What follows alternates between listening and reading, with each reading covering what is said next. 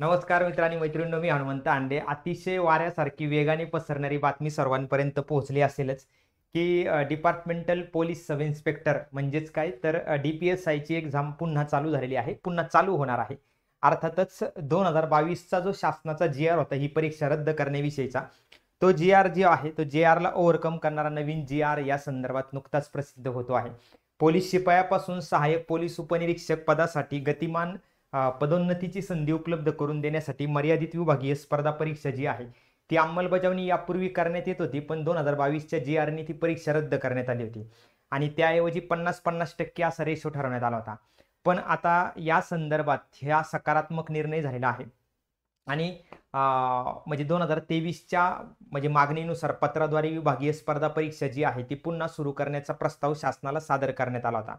आणि त्या प्रस्तावाच्या अनुषंगानेच आता हा जो प्रस्ताव आहे, हा प्रस्ताव नव्याने सादर होतो आहे आणि निश्चितच ही सगळ्यांसाठी अगदीच म्हणजे आपण म्हणू शकतो सकारात्मकच नाही फक्त, तर एक दिलासा देणारी बातमी आहे. कारण डिपार्टमेंटल PSIची परीक्षा यावी यासाठी महाराष्ट्रातील तमाम पोलीस बांधव जे आहेत ते फार म्हणजे प्रामाणिकपणे कष्ट करत होते. त्या सर्व विद्यार्थी मित्रांचे खरं तर आभार आहे.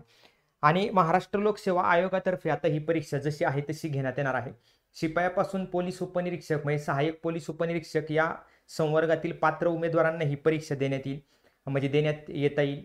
आणि मर्यादित विभागीय स्पर्धा परीक्षा जी आहे ती 25/2/2022 अन्वये जी रद्द करण्यात आली होती जी-आर नुसार, तर ती आता पुन्हा सुरू करण्यात येत आहे. त्याचा रेशो कसा असणार आहे, टेक्निकल डिटेल्समध्ये फारसं जात नाही मी, परंतु MPSC मार्फत सरळ सेवा भरती 50% होईल.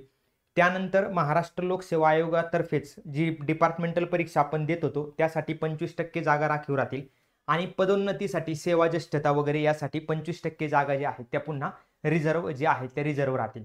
म्हणजे त्या अनुषंगाने आपण म्हणू शकतो की प्रमोशनसाठी त्या जागा ज्या आहेत त्या तशाच प्रकारे राहतील. मग ही जी फार महत्त्वाची बातमी आहे ही खरं तर महाराष्ट्रातील डिपार्टमेंटच्या अभ्यास करणाऱ्या विद्यार्थ्यांसाठी नवसंजीवनी आहे. कारण विद्यार्थी इतक्या म्हणजे संभ्रमावस्थेमध्ये अभ्यास करत होता, की सर काय होईल, कसं होईल, परीक्षा होईल का? मग आम्ही अभ्यास करू का?